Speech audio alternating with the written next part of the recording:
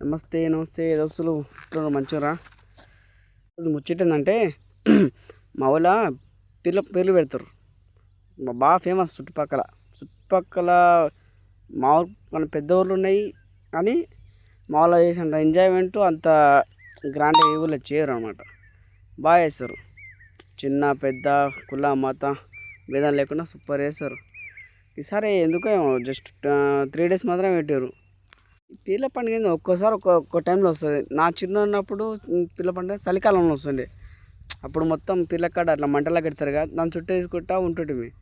ఇప్పుడు ఏంటంటే రాగరామ వానాకాలంలో ఎండాకాలం వస్తుంది. మొత్తం టైం చేంజ్ అయిపోయింది. కానీ అప్పుడు ఉన్నంత ఇంట్రెస్ట్ ఇప్పుడు లేదు ఎవరికి. ఏదో చేయాలన్నట్టు చేస్తారు అంతే. మాలో 3 రోజులు పెట్టారు. 2 రోజులు ఒకరోజు మంచి ఒకరోజు వాన ఉంటుంది. ఇక 3వ రోజు ఊసిరి తిప్పి మా వాళ్ళ పీర్ల పైన ఉంటుంది. అందులో ఇక నిమజ్జనం లాగా వేసారు.